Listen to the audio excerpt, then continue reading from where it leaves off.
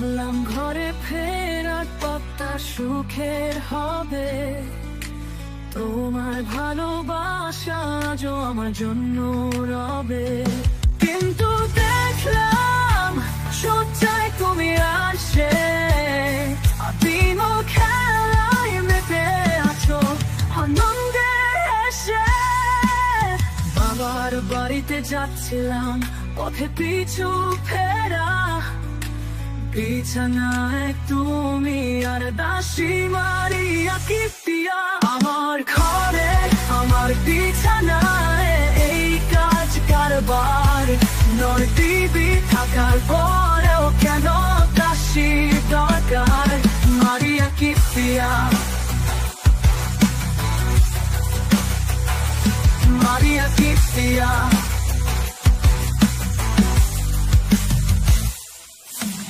আত্মসম্মান আর আমার মর্যাদার হার, আমার পালার দিনে ছিল আমার অধিকার। তোমার কামুক মনে ছিল অগণিত যারা, রসুল এলাম পড়তে আজ আমি দিশেহারা। তোমার কামুক মনে ছিল অগণিত যারা, রসুল এলাম পড়তে আজ আমি দিশেহারা।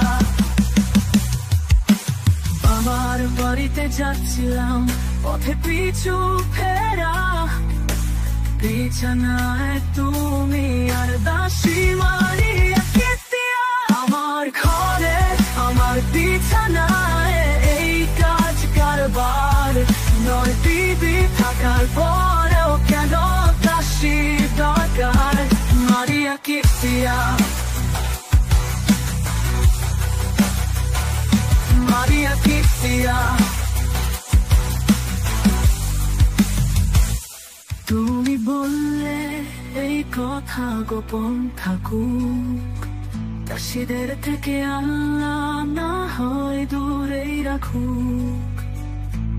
আয়েশাকে জানিও না দাসী ভোগার নয়, অপকর্মের পরেও কেন দেখা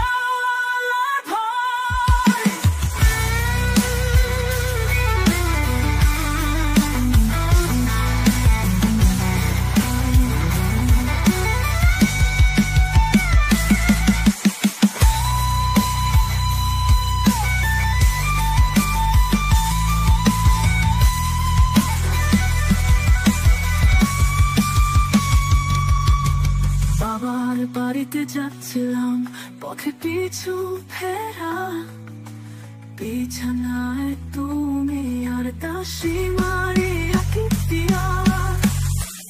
আমার ঘরে আমার বিছানায় এই কাজ কারবার, নয় বিবি থাকার পরেও কেন দাসী দরকার। মারিয়া কিপ্টিয়া, মারিয়া কিপ্টিয়া, মারিয়া কিপ্টিয়া,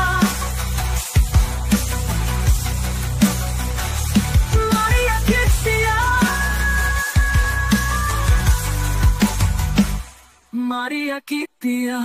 নবী, আল্লাহ তোমার জন্য যা হালাল করেছেন, তোমার স্ত্রীদের সন্তুষ্টি কামনায় তুমি কেনটা হারাম করছো? অশ্রুসিক্ত ছিলাম হৃদয় ভাঙা নিয়ে, দাসী ভোগ করলে সূরা কারীম দিয়ে। দাসীবাদী গমন করো, করা নির্দেশ তার। আল্লাহর ওকালতি নাকি ছদ্মনাম তোমার, আল্লাহর ওকালতি নাকি ছদ্মনাম তোমার, আল্লাহর ওকালতি নাকি ছদ্মনাম তোমার।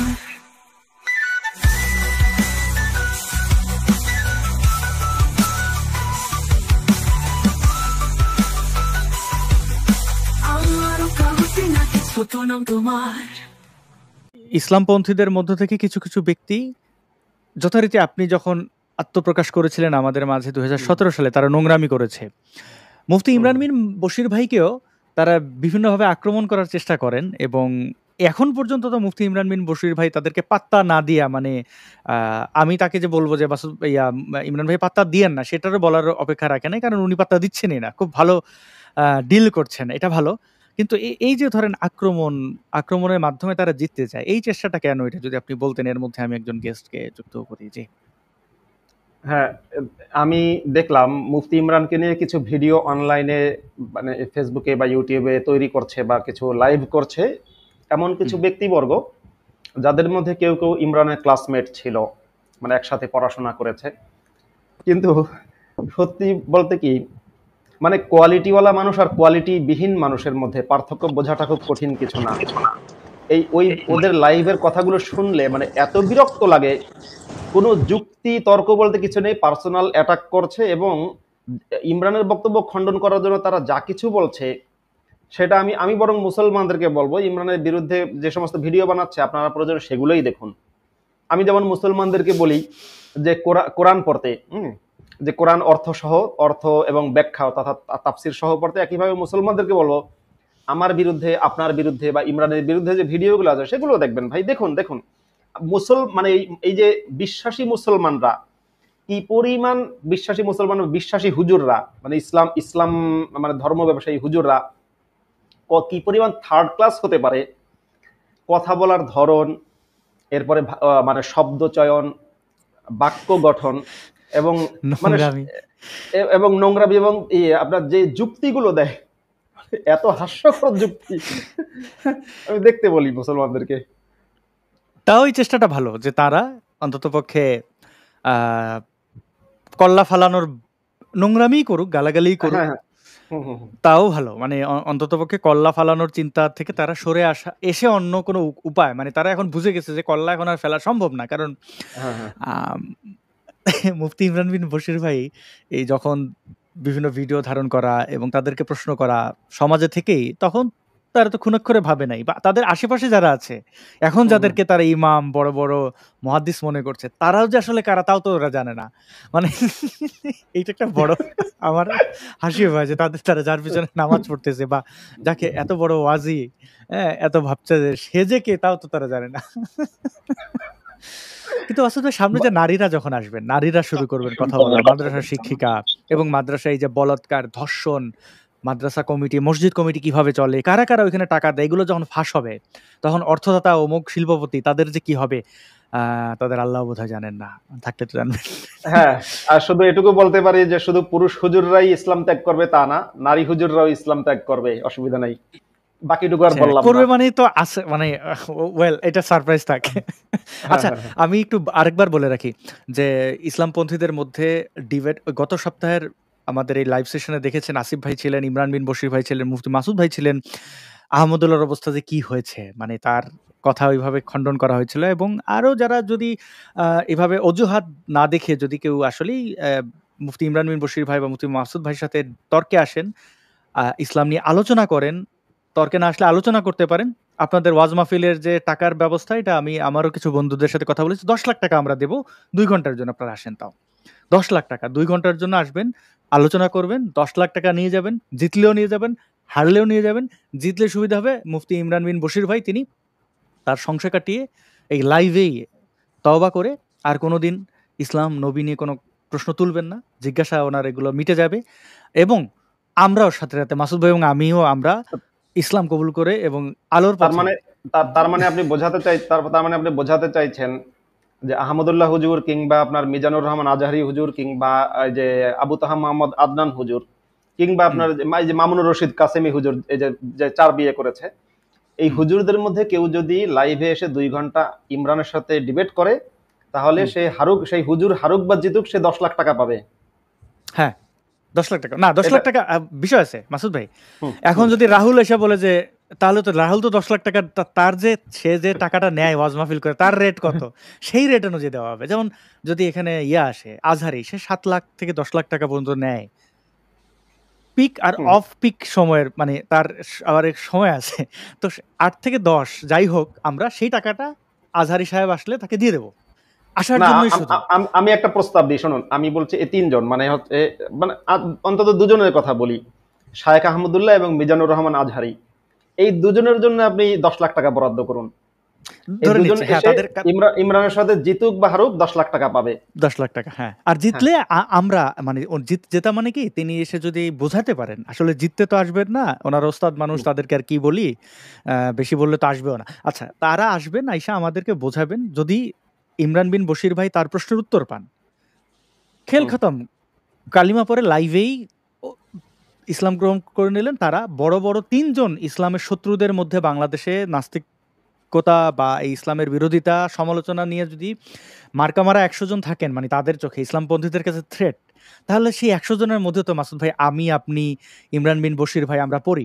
আসিফ ভাইকেও প্রয়োজন ওই দিন আসিফ ভাইকে রাখলে আসবেন। আচ্ছা, বাদ দিলাম আসিফ ভাই, আমাদের হেদায়েত দেখে উনিও হেদায়েত প্রাপ্ত হয়ে যাবেন। কথা হচ্ছে যে এই মুফতি তো না ওই ব্যক্তি, মিজানুর রহমান আজহারি, আহমদুল্লাহ, আর কার, মানে এই ধরনের যারা আসলে বাংলাদেশে ইসলাম প্রচারকদের মধ্যে টপ অবস্থানে আছেন, তাদের মোটামুটি 10 লাখ, আর যদি বেশি লাগে তাও আমরা দেব, 2 ঘন্টার জন্য শুধু আসবেন। আর রাহুল টাহুল বা এরা আসলে এদের সাথে আলোচনা, মানে এরা তো ইসলাম বিষয়ে জানেই না কি বলবে, এদের করছে না। কিন্তু অন্য কোনো ইসলামপন্থী যদি আসতে চান আলোচনায়, তাহলে তার যে রেট আছে, মানে আমি একটু সরি, আচ্ছা বলুন। জি, তার যে রেট আছে ওয়াজ মাহফিলের, মানে রেট বলতে তারা যে টাকা নিয়ে ওয়াজ মাহফিলে যান, তো এমনকি হেলিকপ্টারে যাওয়ার যে টাকাটা, ওইটা যদি বলেন না আমি এটা যদিও ভার্চুয়াল, তাও আমার হেলিকপ্টারের টাকাটাও দিতে হবে, তো ওই হেলিকপ্টারের টাকাটাও দেবো মিলে। এটা গোপনে বললে গোপনে, প্রকাশ্যে বললে প্রকাশ্যে, কিন্তু তাদের জন্য অর্থ বরাদ্দ আছে, এটা নিশ্চিত। এবং তারা যে যদি আলোচনায় আসেন, বাংলাদেশের প্রচুর মানুষ দেখবেন, সেই সুবাদে এই ইসলামের শত্রুরা নিপাত যাবে, হেদায়েত প্রাপ্ত হবে, এবং ইসলামের জয় জয়কার, ফুলের মালা, আর আনন্দ মিষ্টিমুখ, এগুলো হবে। আমরা সেই আয়োজন, এখন যদি তারা আসেন, সেই সৎসাহস রাখেন, তাহলে খুব ভালো হয়। জি, আপনি যদি আমি একটু, এই যে আমাদের মধ্যে কিং ভাই আছেন, উনি কথা বলার আগে 1 মিনিট একটু বলি। সেটা হচ্ছে যে এই যে আপনি কথাটা বললেন, এই যে অফার দিলেন, এখানে টাকাটা বড় বিষয় না, তারপরেও যদি ধরি যে টাকাটাও একটা ফ্যাক্ট, এরপরেও যদি এই হুজুর, আমি যদি ধরি মিজানুর রহমান আজহারি কিংবা আহমদুল্লাহ, যদি একজন ইসলাম ত্যাগ করেছে, মানে ইসলামের দৃষ্টিতে সে হচ্ছে ফি নারি জাহান্নামা খালিদিনা ফিহা, মানে চিরকাল জাহান্নামের আগুনে জ্বলবে, যদি সে, মানে ইসলামের ভাষ্য অনুযায়ী, কোরআনের ভাষ্য অনুযায়ী, এই মুফতি ইমরান, এবং তারপরে কি মুফতি ইমরানের বক্তব্যের দ্বারা হাজারো মানুষ এখনো ইসলাম ত্যাগ করছে এবং ভবিষ্যতে ত্যাগ করবে, তাহলে এই এবং হুজুরদের পক্ষে মুফতি ইমরানকে এখন মানে এখন ইসলাম, হুজুরদের দায়িত্ব ছিল মুফতি ইমরান যেখানে আছে তাকে সেখান থেকে খুঁজে বের করে তারপরে হচ্ছে আপনার কতালাই একতল গর্দান দেয়া, মানে হচ্ছে কতল করে ফেলা। যেহেতু কতল করা সম্ভব না, কিন্তু মুফতি ইমরানকে ঠেকানোর এখানে একটাই উপায়, সেটা হচ্ছে লাইভে গিয়ে মুফতি ইমরানকে দাঁত ভাঙা জবাব দেয়া, এবং জবাব দিয়ে তাকে মুসলমান হতে বাধ্য করা।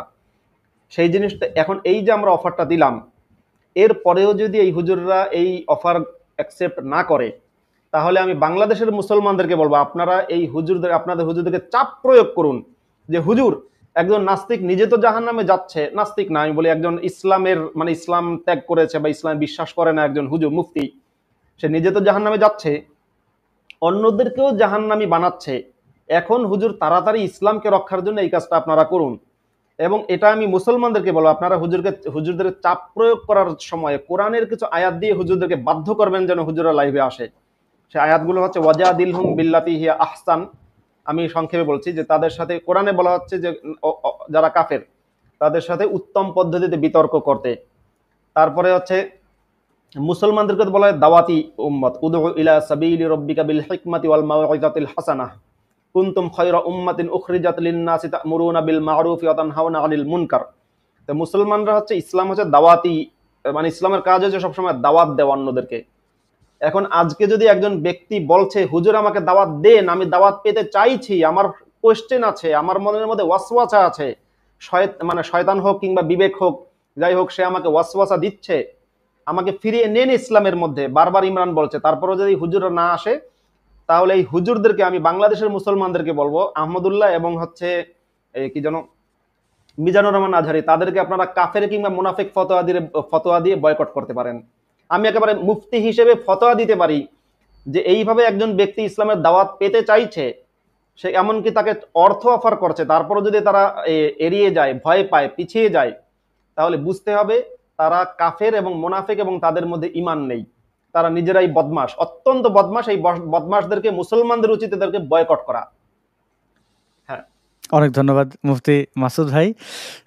দর্শকদের যেটা বলছিলাম যে ফেসবুক থেকে আসলে লাইভ স্ট্রিমটা এখন বন্ধ করে দিচ্ছি। আপনারা ফেসবুক থেকে যারা দেখছিলেন ইউটিউবে যাবেন, গিয়ে সার্চ করবেন মুফতি আব্দুল আল মাসুদ অথবা আসাদ নূর। আপনারা আমাদের চ্যানেল পেয়ে যাবেন, অথবা ইমরান বিন বশির ভাইয়ের যে ভিডিওর কথা বলেছিলাম সেটা ডেসক্রিপশন দেওয়া আছে। হ্যাঁ, আমি ফেসবুক থেকে লাইভটি বন্ধ করে দিলাম। ফেসবুকের উপরে আমি অনেকটা বিরক্ত। এখন ফেসবুক কেন আমার ২-৩টা প্রোফাইল এই ভেরিফাই টেরিফাই করে দিয়েছে, কিন্তু আসল জায়গায় তাদের ত্রুটি আছে, অ্যালগরিদমের ত্রুটি আছে। আচ্ছা, যাই হোক, আমরা কিং আপনার কাছ থেকে জানতে চাই, শুনতে চাই। এর মধ্যে আমি বলে রাখি ইমরান বিন বশির ভাই শীঘ্রই যুক্ত হচ্ছেন। যে কিং, আপনার কিং 24, আপনি যদি আপনার প্রশ্নটি জি, রাখেন। আমাকে যোগ করার জন্য ধন্যবাদ। আমার একটা কনফিউশন ছিল, সেটা হচ্ছে যে আমরা যদি সূরা ইয়াসিন পড়ি তাহলে দেখি কি সুন্দর করে মিলে যায় কবিতার মতো, মানে এটা পড়তেও তো খুব ভালো লাগে। তো মানে এটা তো কবিতার মতো যেহেতু, তো আমাদের নবীজি তো 40 বছরে এই 40 বছরের পরে এই সূরাগুলো নাজিল হয়েছে। তো তার আগে তো উনি কোনো কবিতার জন্য পরিচিত ছিলেন না, কিংবা তার কোনো কবিতার বই নাই। তো উনি 40 বছর পরে এত সুন্দর, যেমন সূরা আসর, সূরা তিন, এগুলো খুব সুন্দর সুন্দর করে মিলে। তো মানে এটা তো মানে আপনার মনে হয় না যে এখানে আসলেই মানে একটা উপরওয়ালার কোনো হাত থাকতে পারে? মুফতি মাসুদ ভাই। আচ্ছা, হ্যাঁ, কিং, আপনি চমৎকার একটা প্রশ্ন করেছেন, খুবই রিলেভেন্ট একটা প্রশ্ন, এই জন্য আপনাকে ধন্যবাদ। আপনি যেটা বললেন যে মোহাম্মদ 40 বছর বয়সের পরে গিয়ে কোরআনের এত সুন্দর সুন্দর কবিতা রচনা করেছে, সুতরাং এটা কি মানে কোনো একটা মিরাকল হতে পারে কিনা, বা এটা খুব মানে ইসলামের সত্যতার কোনো প্রমাণ কিনা। সত্যি বলতে, আমরা যে কোরআনটাকে বলি আসমানি কোরআন, এটা আসলে ওসমানি কোরআন। একজন ব্যক্তির পক্ষে, মানে একজন ব্যক্তি এরকম কোরআন রচনা করেছে এটা ভাবলে ভুল হবে। কোরআনটা রচনা করেছে অনেক মানুষ মিলে। এবং কোরআনের মধ্যে আমি পরবর্তী কোনো লাইভে সেটা আমি একবার প্রমাণ সহ দেখাতে পারবো। কোরআনের মধ্যে তৎকালীন সময়ের অনেক কবি, যারা মানে মক্কায় যে সমস্ত কবিরা ছিলেন, এবং আপনি জানেন যে আরবের অন্যতম সেরা বা শ্রেষ্ঠ কবি বলা হয়েছে ইমরাউল কায়েসকে, যে মোহাম্মদের নবী হওয়ার আগেই মারা গেছে। তো ইমরাউল কায়েসের কিছু কবিতা বা তৎকালীন সাবা মুআল্লাকাতের কিছু কবিতা বা অন্যান্য কিছু কবিতার কিছু অংশ মোহাম্মদ কোরআনের মধ্যে ঢুকিয়েছে। বাইবেলের কিছু কথা, মানে মদিনায় যে ইহুদিরা ছিল, সেই মদিনার ইহুদিদের মানে তাদের ভাষা ছিল আরবি, কিন্তু তার পাশাপাশি তারা হিব্রু ভাষাও জানতো। তাদের যারা পণ্ডিতেরা হিব্রু ভাষাও জানতো। তো ওই মদিনার ইহুদিরা আর যে সমস্ত তাদের বাইবেল পাঠ করতো, সেখান থেকে কিছু কপি করেছে। অনেক কবিদের অনেক কিছু কপি করে মোহাম্মদ ওই কোরআনের মধ্যে ঢুকিয়েছে। এক, দ্বিতীয় নম্বর বিষয় হচ্ছে, যখন কোরআন রচনা করা হয়, ওসমান যখন কোরআন রচনায় হাত দিলেন, ওসমানের কোরআন রচনায় হাত দেওয়ার পরে সে সময় ওসমান অনেক অনেক সাহাবিদের তৈরিকৃত বা অনেক সাহাবিদের বানানো কোরআনটাকেও এই কোরআনের মধ্যে সামিল করেছে। সামিল করার পরে ওসমান কোরআনের, মানে যেহেতু দুর্নীতি করেছে, ওসমান কোরআন রচনা করতে গিয়ে দুর্নীতি করেছে। ধরুন আপনি, কিং ভাই, আপনাকে একটা কথা বলি, আপনি কোনো একটা সরকারি অফিসের বস, হ্যাঁ, বা ডাইরেক্টর লেভেলের কেউ। এখন আপনার অফিসে আপনি প্রচুর দুর্নীতি করেছেন, সেগুলো সব কোনো না কোনোভাবে ফাইলগুলো আপনার অফিসেই জমা আছে। আপনি, এটা কিন্তু হয়, আমাদের দেশেও হয়েছে, আপনি আপনার অফিসে গোপনে একটা আগুন লাগিয়ে দিলেন, সব ফাইলগুলো পুড়িয়ে ফেললেন। কেন ভাই? তাহলে আপনি কেন পোড়ালেন ফাইলগুলো? আপনার দুর্নীতি ফাঁস হওয়ার জন্য।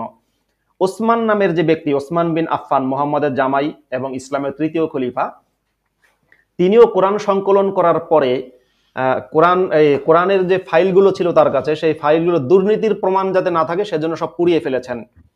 পুড়িয়ে ফেলার পরে সেই যুগের মুসলমানরা, মোহাম্মদের সাহাবিরা কাফের ফতোয়া দিয়ে ওসমানকে হত্যা করেছে। ওসমানকে যারা কাফের ফতোয়া দিয়েছিল তাদের মধ্যে একজনের নাম হচ্ছে আয়েশা সিদ্দিকা, মানে আবু বকরের মেয়ে। আবু বকরের ছেলে ওসমানকে হত্যা করেছে, হত্যায় অংশগ্রহণ করেছে। আর আবু বকরের মেয়ে বলেছিলেন, একেবারে ইতিহাসে প্রমাণিত, উকতুলু নাগসালান ফাকাদ কাফারা, এই বুড়া শয়তানকে হত্যা করো কারণ সে কাফের হয়ে গেছে। আয়েশা বলছেন, উকতুলু নাগসালান ফাকাদ কাফারা, এই বুড়া শয়তানকে, এই বুড়া বদমাশকে হত্যা করো, সে কাফের হয়ে গেছে। এরপরে ওসমানকে হত্যা করা হয়। সুতরাং এই কোরআন কেবল মুহাম্মদের লেখা না। আর দ্বিতীয়ত হচ্ছে, কোরআনের আপনি যে আয়াতগুলো বলছেন, যে মোহাম্মদ কিন্তু কিছু কিছু আয়াত মোহাম্মদের আপনার ছান্দসিক বা ছন্দবদ্ধ কিছু আয়াত আছে, সব আয়াত কিন্তু ছন্দবদ্ধ না। যেমন এই মক্কি সূরাগুলো, যেখানে আয়াতগুলো ছোট ছোট, সেখানে কিছু আয়াত আছে ছন্দবদ্ধ। যেমন আপনি সূরা 3 এর কথা বলছিলেন, ওয়াত-তিনি ওয়াজ-যাইতুন ওয়া তুরি সিনিন ওয়া হাযাল বালাদিল আমিন লাকাদ খালাকনাল ইনসানা ফি আহসানি তাকওয়িম, বা সূরা মুদ্দাসসির মানে প্রথম দিকের সূরাগুলো, ইয়া আইয়ুহাল মুদ্দাসসির কুম ফাআনজির ওয়া রাব্বাকা ফাকাব্বির ওয়া সিয়াবাকা ফাতাহহির ওয়ার রুজজা ফাহজুর ওয়ালা তামনুন তাস্তাকসির, মানে সবগুলো আয়াতের শেষে কিন্তু র আছে। কিন্তু সে এই মোহাম্মদের লেখা কবিতাগুলো কবিতার মান হিসেবে খুব ভালো তা কিন্তু না। আমি আরবি ভাষা জানি, তো মুফতি ইমরান আরবি ভাষা জানে, খুব ভালো মানের কবিতা হয়নি। তারপর আমি বলবো হ্যাঁ, কবিতার মতো কিছুটা ছন্দ পাওয়া যায়। এরকম ছন্দ মানে চাইলে মানে একজন খুব ভালো বাংলা জানে না, মোটামুটি বাংলা জানে, সেও এরকম ছন্দবদ্ধ কিছু তৈরি করতে পারবে। আর কোরআনটা মোহাম্মদের, ওই যে আগেই বলছি, কোরআনটা মোহাম্মদের একার লেখা না, সেখানে আব্দুল্লাহ ইবনে সারহের লেখাও আছে। যখন একটা ছোট্ট ঘটনা দিয়ে শেষ করছি এখন, মানে আব্দুল্লাহ ইবনে সারহ হচ্ছে ওসমানের দুধ ভাই ছিলেন। তো যখন মোহাম্মদ আপনার এই আব্দুল্লাহ ইবনে সারহ, মোহাম্মদ মদিনায় থাকতে আব্দুল্লাহ ইবনে সারহ ছিল শিক্ষিত সাহাবী, শিক্ষিত ছিল, তাকে দিয়ে কোরআন লেখাতো। মোহাম্মদ আব্দুল্লাহ ইবনে সারহকে হঠাৎ আয়াত বলে বলতো, আব্দুল্লাহ ইবনে সারহ তুমি এটা লেখো, লিখেছে। একটা সময় কোরআনের কিছু, যেমন সুম্মা খলাকনান নুতফাতা আলাকাতান, সূরা আল মুমিনুন, সূরা আল মুমিনুন নামে একটা সূরা আছে, যেখানে আছে সুম্মা খলাকনান নুতফাতা আলাকাতান ফাখলাকনাল আলাকাতা মুদগাতান ফাখলাকনাল মুদগাতা ইযামান ফাকাসাউনাল ইযামা লাহমা সুম্মা আনশানাহু খালকান আখর। এইটুকু যখন লিখেছে আব্দুল্লাহ ইবনে সারহ, লিখতে গিয়ে হঠাৎ আব্দুল্লাহ ইবনে সারহ বলছে ফাতাবারাকাল্লাহু আহসানুল খালিকিন, মানে ধরুন যে লিখছে সে একটু মুগ্ধ হয়ে গেল, আল্লাহ এইভাবে মানুষকে গর্ভের মধ্যে জন্মদান করেন, আল্লাহ কতই না মহান, তিনি কত সুন্দর সৃষ্টিকারী। এরা লিখলে মোহাম্মদ বলল কি, আব্দুল্লাহ ইবনে সারহ এটাও লিখে ফেলো। তাহলে আব্দুল্লাহ ইবনে সারহের মুখ দিয়ে যে বাক্যটা বের হয়েছে সেটা মোহাম্মদ লিখতে বলল। এরপরে আব্দুল্লাহ ইবনে সারহ যখন লেখক হিসেবে বুঝতে পারলো হালায় তো সিটার, আব্দুল্লাহ ইবনে সারহ মদিনায় থাকতে ইসলাম ত্যাগ করেছে গোপনে, যেহেতু মোহাম্মদ ইসলাম ত্যাগ করলে তো কল্লা কেটে দেবে, মদিনা থেকে মক্কায় পালিয়েছে, পালিয়ে গিয়ে ইসলাম ত্যাগ করেছে এবং মক্কাবাসীকে বলছে যে যে ওয়ামান ক্বালা সাউনজিলু মিসলা মা আনজালাল্লাহ ওয়ামান আযলামু মিম্মান ইফতারা আলাল্লাহি কাযিবান আও ক্বালা উহিয়া ইলাইয়া ওয়া লাম ইউহা ইলাইহি শাইউন ওয়ামান ক্বালা সাউনজিলু মিসলা মা আনজালাল্লাহ। এই আব্দুল্লাহ ইবনে সারহের সম্পর্কে এই আয়াতটা নাজিল হয়েছে। অর্থাৎ সে মক্কায় গিয়ে বলেছে যে আল্লাহ যে আয়াত নাজিল করে আমিও সেরকম পারি, আমার কথাই মোহাম্মদ কপি করে করে কোরআন বলে চালিয়ে দিচ্ছে। এরপরে কিন্তু যখন এগুলো হলো তখন মক্কাবাসী বলল, ও তাহলে এই হচ্ছে মোহাম্মদের গোপন মাজেজা, বেটা তুই আল্লাহর নামে লোকদের কথাবার্তা চালিয়ে দিচ্ছিস। তো এরপরে এই আব্দুল্লাহ ইবনে সারহকে সম্বোধন করে এই কোরআনে আয়াত কিন্তু আল্লাহ নাজিল করেছে, মানে তাকে হুমকি দিচ্ছে, এই বেটা এই আব্দুল্লাহ ইবনে সারহ বহু খারাপ লোক, অনেক খারাপ। ওয়ালাউ তারা ইয যালিমুনা ফি গামারাতিল মাউতি ওয়াল মালাইকাতু বাসিতু আইদিহিম আছে। তো পরবর্তীতে মোহাম্মদ যখন মক্কা দখল করলো, মক্কা দখল করার পরে সেই আব্দুল্লাহ ইবনে সারহের সম্পর্কে মোহাম্মদ ফতোয়া দিল, ওকে যেখানে পাও সেখানে হত্যা করো। মক্কার কিছু ব্যক্তির বিরুদ্ধে ফতোয়া দিয়েছিল। এখন গোমর তো জেনে গেছে, ভাই যে গোমর জানবে তাকে মেরে ফেলবেন না। আমরা মাফিয়া তন্ত্রে কি দেখি, যে আমার গোমর জেনে গেছে, আমি যদি মাফিয়া বস হই আমি কি করব, ওই যে গোমর জেনে গেছে তাকে কতল করতে বলবো। মোহাম্মদ আব্দুল্লাহ ইবনে সারহের বিরুদ্ধে হত্যার ফতোয়া জারি করলো। শুধু তাই না, একেবারে ইসলামিক অথেন্টিক রেফারেন্স থেকে আমি বলবো, তাফসির থেকে দেখাতে পারবো, তাফসির ইবনে কাসির থেকে, আল বিদায়া ওয়ান নিহা, সিরাতের কিতাব থেকে দেখাতে পারবো, মুসলমানদের লেখা অথেন্টিক কিতাব থেকে দেখাতে পারবো। মক্কা বিজয়ের দিন আব্দুল্লাহ ইবনে আবু সারহ যখন বুঝলো তাকে তো মোহাম্মদের লোকেরা পেলেই হত্যা করবে, এবার ওসমানের আশ্রয় গেছে। ওসমান যেহেতু তার দুধ ভাই ছিল, ওসমানের আশ্রয় গিয়েছে। ওসমান আব্দুল্লাহ ইবনে সারহকে নিয়ে মোহাম্মদের কাছে গেল, গিয়ে বলল, হুজুর হ্যাঁ সে ভুল করে ফেলেছে, জানের মায়া তো প্রত্যেকেরই আছে, সে ভুল করে ফেলেছে, সে এখন মুসলমান হতে চায়। তখন মোহাম্মদ 3 বার কোনো রেসপন্স করেনি। তৃতীয়বারে গিয়ে মোহাম্মদ রেসপন্স করলো, আচ্ছা ঠিক আছে মুসলমান হতে চাইলে কালেমা পড়ো, কালেমা পড়লো। পরে আব্দুল্লাহ ইবনে সারহ সরে গেলে এই হচ্ছে একমাত্র ব্যক্তি, আমি ঘটনা বলি, মানে ইতিহাসে এই হচ্ছে একমাত্র ব্যক্তি যে ইসলাম গ্রহণ করা সত্ত্বেও মোহাম্মদ তাকে হত্যা করতে চেয়েছিল। সরে গেলে মোহাম্মদ বলল অন্য সাহাবীদেরকে যে ও ঢোকার সাথে সাথে তোমরা কেউ ওকে হত্যা করতে পারলা না? তখন একজন সাহাবীদের মধ্যে একজন বা দুজন বলল যে হুজুর আপনি একটু ইশারা দিতেন তাহলে গলাটা কেটে দিতাম। তখন মোহাম্মদ বলল যে নবীদের জন্য কোন রকম মানে এই ধরনের ইশারা করা এটা জায়েজ নেই, কিন্তু তোমাদের উচিত ছিল ওকে হত্যা করা। বোঝেন, সে কিন্তু মুসলমান হয়েছে, ইসলাম গ্রহণ করেছে, তাহলে মোহাম্মদ তাকে হত্যা করতে চাইলো কেন? মোহাম্মদের তো উচিত ছিল, সে যদি এত জান্নাত এত যদি চায় যে না মুসলমান আব্দুল্লাহ মানে ইসলামের ভাষ্য অনুযায়ী, ইসলামের ব্যাখ্যা অনুযায়ী আব্দুল্লাহ ইবনে সাহ ইসলাম গ্রহণ করেছে মানে সে জান্নাতে যাবে, সে সাহাবী। তাহলে একজন ব্যক্তি সাহাবী হলো, সে জান্নাতি হচ্ছে, মোহাম্মদ কেন চাইলো না সে যদি সে ইসলাম গ্রহণ করার আগে কেউ তাকে হত্যা করত? সে মোহাম্মদ চেয়েছিল ইসলাম গ্রহণ করার আগে কেউ তাকে হত্যা করুক। যদি ইসলামের ফতোয়া বা ইসলামের ব্যাখ্যা অনুযায়ী ইসলাম গ্রহণ করার একটু আগে যদি কেউ তাকে গলাটা কেটে দিত, তাহলে সে ফি নারি জাহান্নাম খালিদিনা ফিহা, চিরকাল জাহান্নামের আগুনে জ্বলতো। মোহাম্মদ কেন এই ব্যক্তির ক্ষেত্রে কেন চাইলো যে সে ইসলাম গ্রহণ না করে মরলেই ভালো হতো? আমি বুঝি না যে মুসলমানরা, অবশ্য মুসলমানরা তো পড়ে না বলেই তারা ইসলামে বিশ্বাস করে। একটু মুসলমানদেরকে এর জন্য আমি সিরাতের কিতাব এবং তাফসির পড়তে বলি। আচ্ছা, আমার প্রিয় ছোট ভাই মুফতি ইমরান বিন বশির চলে আসছে। কেমন আছেন আপনারা সবাই? মাঝখানে ঢুকে গেলাম, দারুণ আলোচনা করছিলেন, কিছু বলবো এরকম সুযোগ ছিল না। যাক, আসাদ ভাই কেমন আছেন? আমরা সবাই ভালো আছি। আপনাকে অনেক ধন্যবাদ যে আপনি আমাদের সাথে যুক্ত হয়েছেন। দর্শকরাও গত থেকে মানে আপনাকে না দেখলেই মনে করেন লিখতে থাকেন যে ইমরান ভাই কই, ইমরান ভাই কই। মানে এত অল্প সময় আপনি আপন হয়ে গেছেন, এটা আমারও ভালো লাগে যে এটা মানে খুবই বড় একটা যোগ্যতা। ইমরান ভাই আপনি ধরে রাখেন এই জিনিসটা, মানে মানুষের মধ্যে হৃদয়ে জায়গা করে নেওয়া। হ্যাঁ, মাসুদ ভাই তো সুন্দর আলোচনা করেন। মাসুদ ভাই একাই যথেষ্ট। আসলে এই কথাগুলো যে বললেন, এগুলো আসলে মানুষ অনেকে বলবে যেগুলো মিথ্যা হাদিস, জাল হাদিস, কোনো সুযোগ নাই। আমরা এখন আছি এই কারণে আলেমদের সঙ্গে বসতে চাই।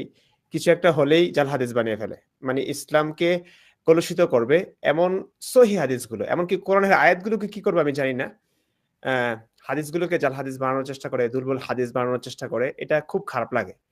আমি ছোট ছোট ভিডিও ক্লিপ দিচ্ছি এখন, এগুলো বিস্তারিত আলোচনা না সব বিষয়ে। এসব নিয়ে দেখছি যে গোঁজামিলের শেষ নাই।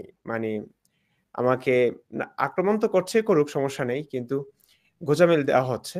তো আমি ভাবলাম যে না, আমার তাদের গোঁজামিলগুলো আগে শুনি, তারপর হচ্ছে আমার বিস্তারিত আলোচনা আসবে। তো এতে আমার উপকার হচ্ছে, মানে তারা কিভাবে দেখছে, কিভাবে মানুষগুলোকে বোঝাচ্ছে, এটা আমি বুঝতে পারি। এটা আমার জন্য সুবিধা হবে পরবর্তীতে বিস্তারিত ভিডিও বানানোর ক্ষেত্রে। তো মাসুদ ভাই যা বলছেন খুব ভালো লাগছিল। যাক, আজকে খুব সুন্দর লাগছে। আমি একটু কয়েক সেকেন্ড একটু কথা বলতে চাই যে আমি এই যে এখন আব্দুল্লাহ ইবনে সারহের গল্প বললাম বা ওসমানের সম্পর্কে যা কিছু বললাম, ওসমানকে কেন মুসলমানরা হত্যা করেছে বা আয়েশা ওসমানকে হত্যা করতে বলেছিল, এগুলো এই যা কিছু বললাম, এর মধ্যে কেউ যদি কোনো একটা বক্তব্য নিয়ে চ্যালেঞ্জ করেন যে আপনি এই বক্তব্যটা ভুল দিয়েছেন, তাহলে চ্যালেঞ্জ এখানে কমেন্টে লিখে দেবেন। আমি নেক্সট লাইভে কিতাব নাম্বার, পৃষ্ঠা নাম্বার কিংবা হাদিস নাম্বার একেবারে নেক্সট লাইভে ডিসপ্লে স্ক্রিনে দেখাবো। কিন্তু সাথে এটাও বলি, মুসলমানরা কি করবে সেটা, সেই চ্যালেঞ্জটাকে আমি বলছি স্পেসিফিক চ্যালেঞ্জ করবেন। মুসলমানরা কি করবে, সব ভুল কথা, সব মিথ্যা বলেছে, এটা বলবে, আমি জানি। তা ভাই, সব ভুল কথা সব মিথ্যা দরকার নেই। সিম্পল একটা কি ভুল বলেছি আজকের লাইভে, কি ভুল বলছি একটা, সেটা যদি কেউ যদি কমেন্ট করে যে আপনি কোনো হুজুর বা কোনো বিশ্বাসী মুসলিম যদি কমেন্ট করে এখানে অমুক বক্তব্যটা ভুল, তাহলে স্পেসিফিক আপনারা কমেন্ট করবেন কোনটা ভুল বলেছি, আমি কিন্তু নেক্সট লাইভে সেটা দেখাবো। আর যদি দেখাতে না পারি তাহলে লাইভের মধ্যেই নাকে খত দেব। আরো সহজ হয়ে যাবে কেন, যে আমাদের মুফতি ইমরান বিন বশির ভাইয়ের যে বন্ধু হাফেজ এনাম ভাই, উনি যে পরিমাণে স্মার্ট, আপনারা যখন দেখেন, আপনাদের এক্সপার্টিস হচ্ছে যে ইসলাম নিয়ে, আপনারা দুইজনই হাফেজ মাওলানা মুফতি, বাংলাদেশের সর্বোচ্চ ইসলামিক যে শিক্ষা সেটা সর্বোচ্চ সনদ আপনাদের রয়েছে। তো আমরা এটা মানে আমাদের তো আর চক্রান্ত করার কিছু নেই, যা কিছু সামনেই। তো আমরা একবার এটা বসে এনাম ভাইকে এই যে আপনারা দুজনের যে শোটা করেন সোমবারে, খুবই চমৎকার হয়। দর্শকদেরও বলি, মাসুদ ভাইয়ের ইউটিউব চ্যানেল থেকে এবং ইমরান বিন বশির ভাইয়ের ইউটিউব চ্যানেলে সোমবারে একটি শো হয়। তারা 3 মুফতি মিলে আর কি, মুফতি ইমরান বিন বশির ভাই, আব্দুল আল মাসুদ এবং আল্লামা জাস্টিস, তো 3 জন মিলে যে আলোচনাটা করেন, তো সেখানে এনাম ভাই যদি কুশলী হিসাবে থাকেন, যে আপনারা যে হাদিস বলবেন তিনি তাৎক্ষণিক বের করে স্ক্রিনে দেখাবেন, ভবিষ্যতে আপনাদের ওইরকম হয়ে যাবে। মানে আপনারা বলবেন, ধরেন আপনি মাসুদ ভাই কথা বলছেন, কোন একটা হাদিসের ব্যাপারে বলছেন, ইমরান বিন বশির ভাই তিনি আচ্ছা হাদিসটা বুঝলেন, আচ্ছা এই হাদিসটা আমি পড়েছি কোথায়, উনি একটু ইনপুট দিলেন এনাম ভাইকে, এনাম ভাই সাথে সাথে স্ক্রিনেই দেখাই দিলেন। ওইটা ঠিক কি বেঠিক ওই বিষয়ে যাওয়ারই আর সুযোগ থাকবে না। এখন তো আপনারা ছাই দিয়ে ধরতেছেন, পরবর্তীতে হাতে সিরিজ কাগজ থাকবে, ধরলে আর ছুঁইটা যাওয়ার জন্য উত্তর দিয়ে যাও। না, এসব নিয়ে আমি বিস্তারিত ভিডিও বানাবো, একটা একই ভিডিওতে রেফারেন্স দেখিয়ে ভিডিও বানাবো বিস্তারিত। সেজন্য আমি লাইভে দেখানোর প্রতি এত গুরুত্ব দিচ্ছি না। ইচ্ছে করলে দেখাতে হয় না পারি। যে মাসুদ ভাই আজকে একটা কথা বললেন, তো এটা যেহেতু এনাম ভাই খুবই স্মার্ট মানুষ, তো উনি দেখাই দিলেন তাৎক্ষণিক, কোনো আর ইয়ে থাকলো জি না, জি মানে জি, হ্যাঁ হ্যাঁ। পেঁচানোর কোনো সুযোগ থাকলো না। আশা করি কিং 24 আপনি যে প্রশ্নটা করেছিলেন মুফতি মাসুদ ভাইকে, আপনি সেই প্রশ্নের উত্তর পেয়েছেন। হ্যাঁ, আমি একটু বলি যে আপনাদের সবার কথা আমার জি খুব ভালো লাগে, কিন্তু মুফতি ইমরানের কথা আমার বেশ ভালো লাগে। আমি কিছুক্ষণ আগে ওনার একটা ভিডিও দেখছিলাম, নবী নিজে রোজা রাখতো কিনা। তো খুবই ইন্টারেস্টিং রাইট। টপিক ভাই, আপনি এটা চালাইছেন যে এরকম ইন্টারেস্টিং টপিক নিয়ে কথা বলার জন্য। অনেক ধন্যবাদ। যারা দেখতে চান দর্শক বন্ধুরা, হ্যাঁ, তাদেরও বলে রাখি নবী নিজে রোজা রাখতেন কিনা এই ভিডিওটি আছে, আমি ডেসক্রিপশনে এই ভিডিওর লিংক দিয়ে রেখেছি। আমাদের যে ফেসবুক পেজ, ইউটিউব চ্যানেল যেখান থেকে আপনারা দেখছেন, মাসুদ ভাই সব জায়গায় দেওয়া আছে, আপনারা এটা দেখে নিতে পারেন। খুবই ইন্টারেস্টিং। জি ইমরান ভাই। এই বিষয়ে আরো অনেক কথা আছে। যেমন ভাই, মাসুদ ভাই তো আছেনই। আমি কোথাও আটকে গেলে মাসুদ ভাই বলবেন। মাসুদ ভাইয়ের স্মৃতিশক্তি খুব ভালো। রমজান মাস আমার সবচেয়ে কষ্ট লাগে আসাদ ভাই, যে এই রমজান জি মাসটা আমাদের বাংলাদেশের মানুষ কত গুরুত্বের সঙ্গে, কত আবেগ ও অনুভূতি দিয়ে রমজান মাসটাকে তারা বরণ করে নেয়। যারা অন্য সময় ইসলামের ধারও ধারে না, তারা পর্যন্ত সমস্ত পাপী-তাপী কিন্তু এই মাসটাতে রোজা রাখে এবং তারাবিটা পড়বার চেষ্টা করে। এই মাসে অন্তত ভালো কাজগুলো করে। তো ভালো কাজগুলো করুক, রমজান মাসের পবিত্রতা সেটা ঠিক আছে। কিন্তু এই যে না খেয়ে থাকাটা, তো রোজার ব্যাপারটা যদি বলি, আল্লাহর রসুলের কাছে কিন্তু রোজার গুরুত্ব এতটা ছিল না। আব্দুল আল মাসুদ ভাই, আপনি এই জিনিসটা খেয়াল করেছেন কিনা? রমজান মাসে কতগুলো যুদ্ধ সংঘটিত হয়েছে। বদর বলেন, হুম, হুম, উহুদের হুম, যুদ্ধ যদিও শাওয়াল মাসে হয়েছে, কিন্তু প্রস্তুতি কিন্তু পুরো রমজান মাস জুড়ে হয়েছে। আহজাবের যুদ্ধ যদিও শাওয়াল মাসে শুরু হয়েছে, কিন্তু পুরো রমজান মাস জুড়ে আল্লাহর রসুল কিন্তু আমাদের রমজান মাসের যে একটা প্রস্তুতি দেখা যায়, আমরা রমজান মাসে তারাবি নিয়ে ব্যস্ত থাকি, আমরা ইফতার নিয়ে ব্যস্ত থাকি। হ্যাঁ, রমজান মাসে আমরা কোন বাসায় ইফতার দিব সেসব নিয়ে আমরা। কিন্তু আল্লাহর রসুলের যুগে ব্যস্ততা কিন্তু একদমই অন্য ছিল, একদমই ভিন্ন রকম ছিল। আল্লাহর রসুল রমজান মাসে তরবারিতে শান দিতেন কাফেরদেরকে মারবার জন্য। এই যে হুম। ব্যাপারগুলো, এগুলো মানুষ যদি একটু জানে, একটু যদি বোঝার চেষ্টা করে, তখন আসলে রমজানটা কি, আল্লাহর রসুলের রমজান কিভাবে কেটেছে সেটা ভালো করে বুঝবে।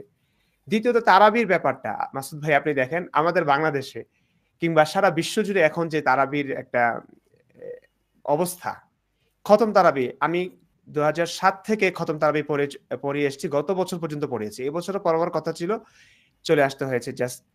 এখন তারাবি উপলক্ষে মুসলমানদের যে একটা আবেগ অনুভূতি, তারা কতটা গুরুত্বের সঙ্গে খতম তারাবি পড়তে চায়। প্রত্যেকটা হাফেজ রমজান উপলক্ষে তাদের কোরআন শরীফ কত বেশি তেলাওয়াত করা হয়, মানুষ পিছনে নামাজ পড়বে। এই যে খতম তারাবির এই ব্যাপারটা, কিংবা জামাতবদ্ধভাবে, হ্যাঁ, এই তারাবির যে একটা এম পরিবেশ, এটা কিন্তু আল্লাহর রাসূলের যুগে ছিল না। আপনি চিন্তা করুন, সারা বিশ্বজুড়ে তারাবিটাকে যে এত গুরুত্বের সঙ্গে পালিত একটি বিধান, একটি নামাজ এত আবেগের সঙ্গে করা হচ্ছে, সেটি আল্লাহর রাসূলের যুগে এভাবে ছিলই না। এমনকি 1450 বছর হয়ে গেল, এখনো পর্যন্ত পুরো মুসলিম বিশ্বে তারাবি ৮ রাকাত নাকি ২০ রাকাত এটি নিয়ে ইখতিলাফ হচ্ছে, মতানৈক্য সৃষ্টি হচ্ছে। মানে ইসলাম ক্লিয়ার না। এত ছোট একটা বিষয়, এত গুরুত্বপূর্ণ একটা বিষয়। এক লাইনেই তো হয়েছে, আল্লাহর রাসূল যদি বলতেন তারাবি ২০ রাকাত তোমরা পড়ো, ব্যাস। ছোট্ট একটা বাক্যেই তো এই সমাধান হয়ে যায়। তাইলে আল্লাহর রাসূল কেন কি করলেন যে এত ইখতিলাফ কেন হবে? এত মতানৈক্যের সৃষ্টি কেন হবে যে 1450 বছর হয়ে গেল, এখনো পর্যন্ত আলেমরা কাদার ছোড়াছুড়ি করছে, তারা ডিবেটে আসছে, তারাবি কেউ বলছে ২০ রাকাত, কেউ বলছে ৮ রাকাত। এটা নিয়ে রীতিমতো ঝগড়া হচ্ছে, এখনো চলছে, প্রত্যেকটা বছর চলছে। সমাধানে এখনো পৌঁছতে পারেনি। এখন এসব নিয়ে বিস্তারিত আলোচনা হয়তো করছি না, করবার সুযোগও নেই। আমার প্রশ্ন হচ্ছে, 1450 বছরে এই ছোট্ট একটা টপিক নিয়ে আলোচনা শেষ কেন হয়নি? ইসলাম এত অস্পষ্ট কেন? আল্লাহ রসুল তাহলে কি করেছেন? রমজান মাসে আমরা কি বুঝি? সেহারি, ইফতার, তারাবি, এই তো। এই ৩টা বিষয় ক্লিয়ার না কেন? তারাবি এত গুরুত্বপূর্ণ হলে রমজান ২০ টাকা তারাবি না ৮ টাকা তারাবি স্পষ্ট না। খতম তারাবি তো আল্লাহ রসুলই পড়েন নাই। মানে একটু কি যে একটা অবস্থা। মুফতি ইমরান, জি। আমি একটু সাথে যুক্ত করি। ২০ রাকাত তারাবি সম্পর্কিত, মানে মোহাম্মদ ২০ রাকাত তারাবি পড়েছে এ সম্পর্কিত একটা সহিহ হাদিস কেউ যদি দেখাতে পারেন, ভাই কেউ যদি একটা অনলি ওয়ান পিস সহিহ হাদিস দেখাতে পারেন, তাহলে আমি মুফতি মাসুদ আমার যে সার্টিফিকেট আছে সব পুড়িয়ে ফেলবো, চ্যালেঞ্জ। অনলি একটা সহিহ হাদিস যে মোহাম্মদ রোজার মাসে ২০ রাকাত তারাবি পড়েছেন এবং কিংবা ২০ রাকাত তারাবি পড়ার নির্দেশ দিয়েছেন তার সাহাবীদেরকে, তাহলে বাংলাদেশ, ভারত, পাকিস্তান সহ সারা বিশ্বে যে 20 রাকাত তারাবির প্রচলন, এটা কোথায় পেয়েছে? কোথাও নেই। তারপরে তারাবির মধ্যে কোরআন খতম করা, মানে 20 রাকাত তারাবি, কোরআন খতম করা, আসলে কি হয়েছে, মানে ইসলামটা হয়ে গেছে একটা জবরদস্তিমূলক ধর্ম, যে মুসলমানরাও কিন্তু ইসলামটাকে পছন্দ করে না, কিন্তু চাপিয়ে দেয়। যেমন ধরেন এই যে খতম তারাবি, এত কষ্ট করে মুসলমানরা খতম তারাবি পড়ে, এই খতম তারাবির মধ্যে কোরআনটাকে যেভাবে পাঠ করে, মুফতি ইমরান নিশ্চয়ই জানো এটা, কি মানে এই কোরআন পড়ে নাকি ওই জাপানের মানে হাই স্পিড ট্রেন চলে, ভাই বুঝতে পারবেন না, পার্থক্য বুঝবেন না, কোরআন কি পড়ে, কেউ কোনো আয়াত বোঝে না।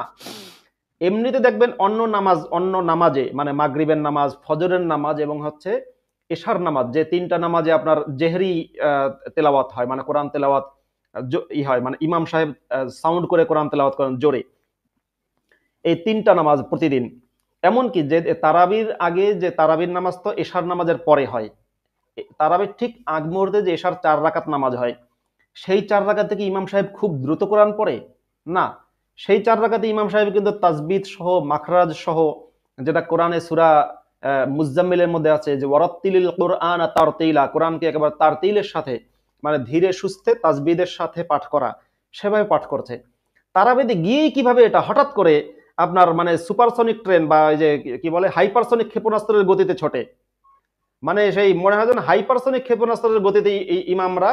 আসলে ঘটনা কি, এই যে হাফেজরা তারাবি পড়ায়, তারাবির বিনিময়ে তারা একটা টাকা পায়, যেহেতু হাফেজরা সাধারণত মানে ইউজুয়ালি গরিব হয়।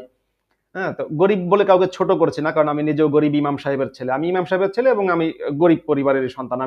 আমি ওই যে সার্জিসের মতো মানে দাদার আমল থেকে জমিদারের নাতি না, আমি কোনোভাবেই সার্জিসের মতো জমিদারের নাতি না।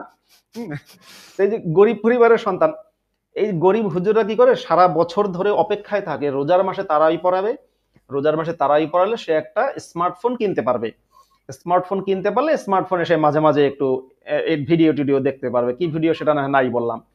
ওই জন্য আর কি এখন নামাজে দাঁড়িয়ে সেই মানে হাইপারসনিক মিসাইলের গতিতে তারাবি পড়ে। এই ধরনের নামাজ সত্যি কথা আমি আমি আমি বলছি না, আমি বলছি যে কোনো মুসলমান, বাংলাদেশের যে কোনো মুসলমান যে কোনো মাদ্রাসার ফতোয়া বোর্ডে গিয়ে জিজ্ঞাসা করবেন যে হুজুর, কিংবা আপনি তারাবির নামাজে হুজুর যে তেলাওয়াত করে সেই তেলাওয়াতটা রেকর্ডিং করবেন কোনো একদিন। আমি মুসলমানদেরকে বলছি, কোনো একদিন তারাবির নামাজে গিয়ে আপনি বিশ্বাসী মুসলমান যদি হন, তবেই বলছি তারাবির নামাজে গিয়ে ওই তেলাওয়াতটা রেকর্ড করবেন, রেকর্ড করে কোনো একটা ফতোয়া বোর্ডে পেশ করবেন যে হুজুর এই তেলাওয়াতের গতি, এই নামাজ কি হবে নাকি হবে না, এই নামাজ হবে কিনা। এত মানে যখন মদ গুন্না মাখরাজ আদায় করা না হয়, যখন তাজবিদ ছাড়া কোরআন তেলাওয়াত করা হয়, তখন অর্থ উল্টে যায়। অর্থ যখন উল্টে যায়, অর্থ যখন মানে বিকৃতি সাধন হয়, তখন সেই নামাজ না। সত্যি কথা, সেই নামাজ কিন্তু নামাজ না। হ্যাঁ না মাসুদ ভাই, এগুলো আমাদের মধ্যে যারা ভালো আলেম আছেন আল্লাহওয়ালা, তারা কিন্তু সব সময় এই দিক নির্দেশনাগুলো দিয়ে থাকেন যে নামাজে তারাবির তেলাওয়াত গুলোতে ধীরস্থির ভাবে তার তিলের সঙ্গে তেলাওয়াত করা উচিত, কিন্তু এগুলো মানা হয় না, আমি মানতাম না। ব্যাপারটা হচ্ছে আমি এত বছর তারাবি পড়াচ্ছি, কি হয় জানেন, যখন একটু ধীরে ধীরে পড়ানোর চেষ্টা করি, তখন অনেক মুসল্লি, বেশিরভাগ মুসল্লি তো ওই মার্কা, হুজুর আপনি এত ধীরে ধীরে পড়লেন, একটু তাড়াতাড়ি, এত তাড়াতাড়ি পড়ি, তাও তাড়াতাড়ি, মানে ওই যে মুসল্লিরা চালায় আমাদেরকে, হাজিরা দিতে আসছে। হ্যাঁ হ্যাঁ হ্যাঁ, তো ওরা তাড়াতাড়ি পড়লে খুশি হয়। তো আপনি যে বললেন আসলে অর্থ বোঝা যায় না, অর্থ কে বুঝে ভাই, কে বুঝে? আলেমরাও বুঝে? আরবিতে আমি 1 বছর, মাসুদ ভাই 1 বছর তারাবি পড়াইনি। আমি সেই বছর ইচ্ছে করেই চেয়েছিলাম যে ঢাকা যত বড় বড় মসজিদ আছে, বাইতুল মোকাররম থেকে তারা মসজিদ, তারপর হচ্ছে আমার ছোট খালাম্মার বাসা হচ্ছে নাজিরা বাজার চৌরাস্তা, তো আমি সেখানে 1 বছর ছিলাম এবং 1 বছর ইচ্ছে হয়েছিল আমার যে প্রত্যেকটা মসজিদে, বড় বড় মসজিদে গিয়ে দেখবো, তাদের তেলাওয়াত শুনবো যে তারা কিভাবে পড়েন, এই তারাবি কি আমরাই এত তাড়াতাড়ি পড়ি, নাকি অনেক বড় বড় মসজিদের হাফেজরাও এভাবেই পড়ে, নাকি আরো একটু সুন্দর করে পড়ে। ভাই কি যে বাজে একটা অভিজ্ঞতা হয়েছে। বড় বড় মসজিদ যেখানে কোটি কোটি টাকার ব্যাপার স্যাপার, তারা মসজিদে গেলাম, হাইকোর্ট মসজিদে 4 জন, হাইকোর্ট মসজিদ বিশাল বড়, সেই মসজিদে গেলাম 4 জন না 5 জন পড়ান তারাবি। ভাই একজনের একটু তেলাওয়াত ভালো শুনেছি, মানে বোঝা যায় কিছু, বাকি 4 জন বা 3 জনের তেলাওয়াত মানে ওই যে পৃষ্ঠার প্রথমে একটু বোঝা যায় আর শেষে টানটা বোঝা যায়, এর মাঝখানে কি পড়েছে সে নিজেও জানে না, আর পিছনে যারা আছে এরা তো জানেই না, এটা নিয়ে আফসোস নাই, কারণ এরা বুঝেই না। আমি একজন হাফেজ হয়ে আমি পর্যন্ত বুঝতে পারলাম না সে পুরো পৃষ্ঠা জুড়ে কি পড়েছে, আর মাঝখানে আয়াত তো রয়েই যায়, সেটা না হয় বাদই দিলাম, যতটুকু পরে সেটুকুর কিছুই বোঝা যায় না। তো অর্থ তো অনেক দূরের বিষয় ভাই, তেলাওয়াতটা মানে ওইটা পর্যন্ত কিছুই না। তো এরা কি জন্য পড়ায়? এরা নিজেরাও জানে এই নামাজ কিছুই না, নামাজ পড়ালে তারাবি পড়ালে মোটা অঙ্কের একটা ইনকাম হবে তাদের, সেই জন্য। এটা তো সারা মাসের একটা বড় ইনকাম, মানে সারা বছরের একটা বড় ইনকাম, সেদিকে যাচ্ছে। আচ্ছা কিং 24, আপনি আর কি কোনো প্রশ্ন রাখবেন? না ভাই, আমি যাওয়ার আগে আমার দুটা, যেটা হাদিস নিয়ে কথা হচ্ছে, আমার দুটা পছন্দের হাদিস বলে যাই। আচ্ছা, প্রথম হাদিসটা হচ্ছে আমাদের নবীজি বলছেন যে তুমি যদি জানো আগামীকাল কিয়ামত, এরপর আজকে একটা গাছ লাগাও।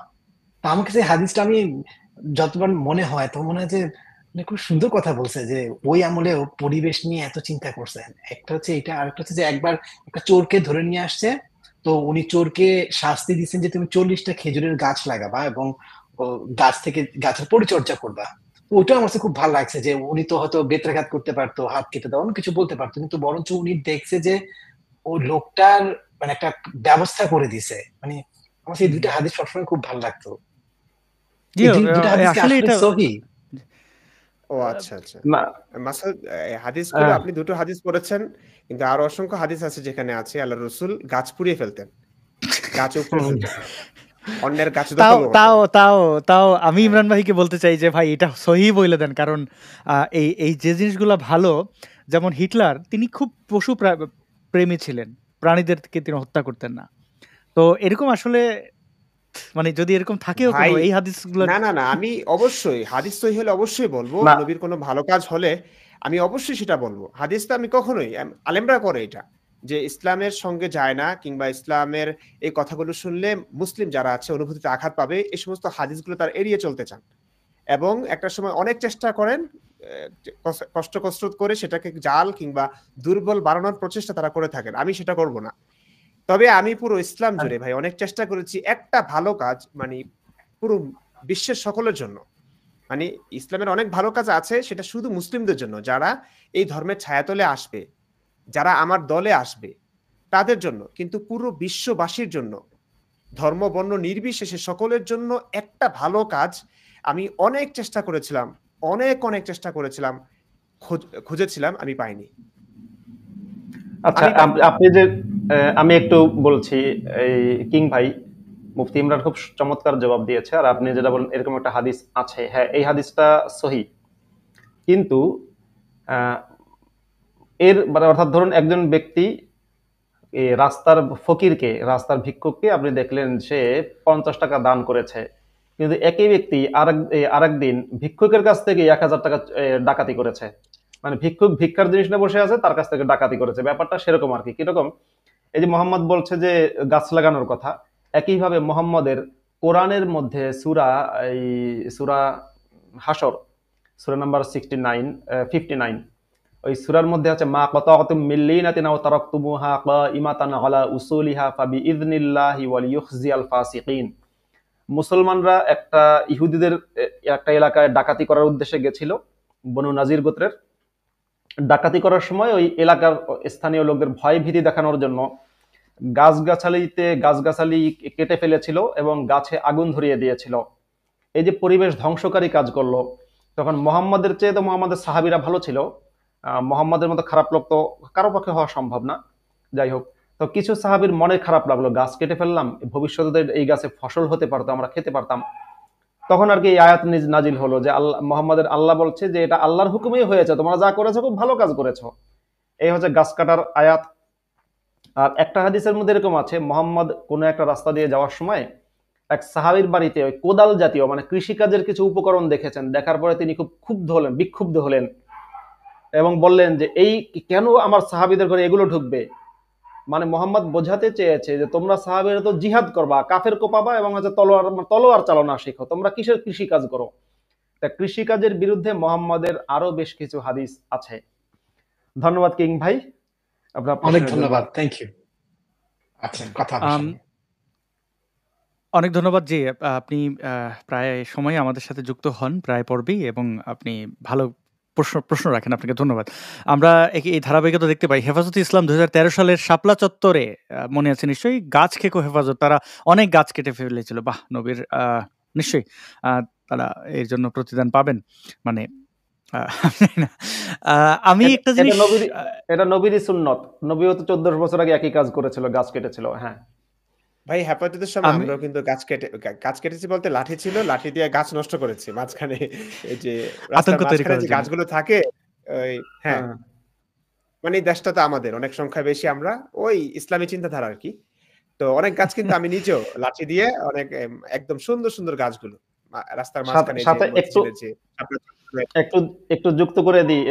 মানে 2013 সালে হেফাজতের যখন তাণ্ডব চলছে দেশ জুড়ে, তখন হেফাজতে ইসলামের কর্মী হিসেবে বা হেফাজত ইসলামের সাথে মাদ্রাসার ছাত্র হিসেবে মুফতি ইমরান বিন বশির কিন্তু হেফাজতের সাথে হেফাজতি কর্মকাণ্ডে অংশগ্রহণ করেছিল। একইভাবে তখন আমি একদম শুরু থেকে শেষ সারা রাত ছিলাম। এটা নিয়ে আমার একটা উপন্যাস হয়ে যেতে পারে, অনেক অভিজ্ঞতা আছে, অনেক মিথ্যাচারও আছে, এগুলো আসলে একদিন প্রকাশ করবো, ইচ্ছা আছে।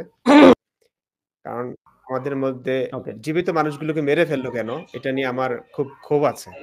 এটা আমি তখন বাংলাদেশে থাকা অবস্থায় বলতে পারিনি, কারণ এত বড় একটা মাদ্রাসা, এত মানুষ মারা গেছে। হ্যাঁ, কিছু হয়তো মানুষ মারা গেছে, কিন্তু আমরা পরবর্তীতে বুঝেছি আসলে আমরা তো কেউ খুব একটা চালু না, মানে টেকনোলজির ব্যাপারগুলো সম্পর্কে কিছুই বুঝি না। ওইখানে গিয়ে আমি টিয়ার শেল কি, এটার কাজ কি, এটা আমি তখন প্রথম দেখলাম। তারপরে বুঝলাম যে টিয়ার শেলের কাজটা কি, এটার মাধ্যমে মানুষ মারা যায় না, সাময়িক ইয়ে করা হয়। তো এর উপর সাউন্ড গ্রেনেড, এটা সম্পর্কে তো মনে করুন আমরা যখন গিয়েছি এর আগ পর্যন্ত জানাশোনা ছিল না। হেফাজতের সময় কি হয়েছে মাসুদ ভাই, এটা অপ্রাসঙ্গিক মনে হয়, তারপরে বলছি যখন প্রসঙ্গ উঠে গেছে। আমরা এত বোকাশোকা ছিলাম ভাই, আমরা মনে করতাম এগুলো হচ্ছে মানে একদম বোমা মেরে শেষ করে দিয়েছে। তো তখনই প্রশ্ন জাগছে, কি রে এত আওয়াজ হচ্ছে কিন্তু মানুষ তো মরছে না, কই উঠে তো দৌড় দিচ্ছে আমাদের সঙ্গে। কিন্তু পরবর্তীতে বুঝলাম এটা হচ্ছে ওই যে জাস্ট লোকদেরকে ছত্রভঙ্গ করবার জন্য, ভাগানোর জন্য জাস্ট সাউন্ডটা হয়, এটার মাধ্যমে মানুষ মারা যায় না। তো এই যে আমরাই কিন্তু একটা সময় এই গুজবগুলো রটিয়েছি যে হাই হাই, মানে সামনে এই আওয়াজ, এখানে একদম পুরো কিয়ামতের মতো অবস্থা, প্রচুর মানুষ মারা গেছে আন্দাজে আর কি। তো এটা এখন একটা গিল্টি ফিল হয় যে না, আসলে কাজটা তো ঠিক হয় না, আমরা অজ্ঞ ছিলাম, মূর্খ ছিলাম, টেকনোলজি এই ব্যাপারগুলো সম্পর্কে জানাশোনা ছিল না বলে আমরাই গুজবগুলো রটিয়েছি, নতুবা এত মানুষ মারা যায়নি যতটা শোনা গেছে। একটু বাড়িয়ে বলার প্রবণতা আমাদের। জি, অনেক ধন্যবাদ মুফতি ইমরান ভাই। আপনাকে একটা প্রশ্ন করতে চাই যে এই যে বাড়িয়ে বলা বা নিজের মন মতো করে আমরা সনদ দিয়ে দেই অনেককে, আপনার ক্ষেত্রে এই চর্চাটা এখন খুব বেশি দেখছি। বিশেষ করে আমি একটু দেখাই, আমি জানি না এই লোকগুলোকে এখানে দেখানোটা ঠিক হবে কিনা, কিন্তু তাও ইসলামপন্থীদের মনস্তত্ত্ব বোঝার জন্য আমাদের একটু দেখা উচিত। এখানে একজন ব্যক্তিকে আপনারা দেখতে পাচ্ছেন, আমি একটু দেখাই এই বড় স্ক্রিনে, অন্য একটা ইয়েতে দেখাই। আচ্ছা, এই ব্যক্তির নাম হচ্ছে সে এরকম ভিডিও টিডিও বানাতো। এই ব্যক্তির নাম হচ্ছে ডক্টর মুহাম্মদ ইব্রাহিম। দেখেন, আমরা বারবার বলি যে ইসলামপন্থীদের মধ্যে কেউ থাকলে তাদের প্রচার আমরা করে দিই, এমন না যে গোপন রাখতে হবে। তো ইনি, তার পেশা হচ্ছে তিনি নিজেকে ডাক্তার বলেন, সনদ সম্পর্কে জানি না, তিনি চিকিৎসা করেন হচ্ছে এই ওনার এখানে আছে যে খতনা, পাইলস, টিউমার, এই জিনিসগুলো উনি, এবং পুরুষের যৌনাঙ্গ বড় করার দাবি তিনি করেন আর কি। এর আগে কয়েক বছর আগে দেখতাম তিনি ইসলাম নিয়ে খুব ব্যবসা বলেন বা তার তো তিনি মাঝখানে অনেকদিন ছিলেন, এখন আবার দেখা যাচ্ছে তাকে। ভাই, এই ডাক্তার সাহেবের গালিভারের ভিডিওটা কি, মানে যে আপনি প্রথম যেটা দেখালেন যে গালিভার, মানে অর্থাৎ লিলিপুটেরা তার দাড়ি কাটছে, আমি জানি না, আমি দেখছি তারা এরকম পাগলামি করতে। এখন ঠিক আছে, একটা মানুষ পাগল হইলেও তো তার সোশ্যাল মিডিয়া সেগুলো করার স্বাধীনতা আছে, করুক, এই সুপারম্যান হয় কথা হয়। এখন দেখতেছি যে তার সে আবার হুশ হয়েছে যে না, এখন আর যৌনাঙ্গ নিয়ে থাকলে চলবে না, এখন আমাকে আবার নাস্তিকদের দাঁত ভাঙা জবাব দিতে হবে। তো তিনি বলছেন এখানে একটা সমস্যাটা এখানে যে নাস্তিক ইমরান বিন বশিরের মিথ্যাচারের জবাব, সে একজন ব্যক্তি যিনি কিনা নিজেকে কখনোই নাস্তিক বলেন নাই, তাকে বলতেছে নাস্তিক। দেখেন ইসলামপন্থীদের সমস্যাটা কোথায়, নাস্তিক, এবং তার ইসলাম সম্পর্কে কোনো ডিগ্রি নাই, জেনারেল এডুকেশন থেকে আইসা কিছু ইসলাম ব্যবসা করছে। ওই যে দেখেন নাই যে কিছু লোক থাকে আর কি, রাহুল টাহুল এরা এরকম আর কি। আবার কেউ কেউ আবার ইসলাম নিয়ে চর্চা করে মোটামুটি জানাশোনা করতে পারে জেনারেল এডুকেশন ইয়ে থেকে এসেও। যেমন একটা লোক ক্রিকেটার ছিল না, কি যেন নাম, ওই যে বউয়ের জায়গায় যে গুম হয়েছিল, আবু তোহা আদনান। আচ্ছা, তো এই আবু তোহা আদনানদের দেখা যায় যে আচ্ছা সে কিছুটা রপ্ত করতে পারছে, কিন্তু এই যে ডক্টর ইব্রাহিম দাবি করেন, তো তিনি আসছেন মুফতি ইমরান বিন বশির ভাইয়ের জবাব দিতে, যার মানে এনিওয়ে। তো এই যে নাস্তিক আপনাকে বলা, রাহুলকেও দেখেছি নাস্তিক বলা, সবাই নাস্তিক বলতেছে, মানে এটা কি তারা মূর্খামি করতেছে নাকি ইচ্ছাকৃতভাবে বিতর্কিত করার চেষ্টা করতেছে, নাকি তাদের মনের খায়েশ, মানে এই যে তকমা দেওয়াটার কারণটা কি মনস্তত্ত্বটা কি? ভাই আমি আসলে বুঝি না, মানে শুধু নাস্তিক না, যেমন ব্রাদার রাহুল ওনার কিছু ভিডিও দেখলাম, আমার দেখার সুযোগ হয় না, থাম্বনেইল ওখানে তিনি লেখেন যে নাস্তিক বশির, মানে একে তো নাস্তিক না আমি, একটা ভুল তো আছে, এর উপর আবার নামটা পর্যন্ত অনেক সাধারণ মানুষ এটা জানে না। ইমরান বিন বশির, বশিরের ছেলে ইমরান, এটা তারা হয়তো জানে না। ইমরান ভাই একটু দুঃখিত, আমি সরি একটু বলে রাখি, একটা ইনপুট দিয়ে রাখি। এই লোক কয়দিন আগেও, আপনারা এই বেশি দিন না কিছুদিন আগের ভিডিও, আপনি যদি আপনি এটা চিনবেন না আমি বলি, সে সালাম দিত আসসালাম আলাইকুম, না আমি এটা বলতে পারতেছি আসসালাম, মানে কি একটা অদ্ভুতভাবে সালাম দিত, এটা পুরোটাই ভুল। ওরাকমাতুল্লাহি, হ্যাঁ আসসালামু আলাইকুম ওরাকমাতুল্লাহি, আর ওই জন্য কি বলতো আর কি। তো এই লোকের আর বইলাই লাভ নাই ভাই, তার জি সেটাই। এখন ইসলামের ইব্রাহিম, ওনার সঙ্গে আমার পার্সোনাল কোনো শত্রুতা নাই, আমার মনে হয় না আমার কোনো শত্রুতা আছে, আমি এমন কোনো কাজ করিনি। শুধু এই এখন সত্য ইসলামের সত্য রূপটা আমি দেখাচ্ছি, আসল রূপটা, সেই কারণে কিছু মানুষ আমাকে শত্রু ভাবছে। তো শত্রু ভাবার ভাইয়া, আমি তো প্রত্যেকটা কথার রেফারেন্স দিয়ে বলছি। হ্যাঁ, এই ওনাকে দেখলাম আমাকে নিয়ে একটা ভিডিও বানিয়েছেন, তো যথেষ্ট আক্রমণ করে কথা বলছেন। ওনার কথা শুনলে বোঝা যায় যে আমরা ইসলাম বুঝি না, আমরা এমনি মুফতি হয়েছে, আর উনি ডাক্তারি করে উনি ইসলাম অনেক বুঝে গেছেন। তো আমি আসলে কি বলবো, ওনার সম্মানের সঙ্গে বলতে চাই, ভাই আপনি ডাক্তার, যে বিষয়ে আপনি একটা বিষয়ে স্পেশালিস্ট, আপনি অনেক কিছু জানেন, সেই বিষয়ে আমি কখনোই বলবো না যে আমি জানি, নাক গলাতে যাব না। আমাদের এত বছরের পড়াশোনা, পুরো কোরআনের হাফেজ হওয়া, মাওলানা হওয়া, মুফতি হওয়া চারটেখানে কথা নয়। তো এত বছর ইসলাম নিয়ে পড়াশোনা করবার পরে যদি আপনার থেকে ইসলাম শিখতে হয়, এটা দুঃখজনক ব্যাপার। আসলে এটা আমি কি বলবো, এখানে আমার ভাষাই নাই, আমার কি বলবো লোকটাকে। তো আমার এই যে প্রথমে আমি বলেছি আমি কিছু সংক্ষিপ্ত ভিডিও দিচ্ছি মাসুদ ভাই, আমার ইচ্ছা হলো যে হাদিসগুলো, কোরআনের যে আয়াতগুলো দীর্ঘকাল ধরে আলেমরা লুকোচ্ছেন, মসজিদে মাহফিলে এগুলো বলছেন না তারা, আমি সেগুলো শুনিয়ে দিয়েছি। হ্যাঁ, এখানে আগে পরে কি আছে, অনেক ব্যাপার আছে, আগে পরে যদি ঘাটাঘাটি করেন গন্ধ আরো ছড়াবে কিন্তু। তো আমি এগুলো যে ভিডিওগুলো দিচ্ছি, এগুলো ট্রেইলারও না, ট্রেইলারের চাইতে ছোট কিছু থাকলে সেটা, এসব নিয়ে আমার বিস্তারিত আলোচনা আসবে।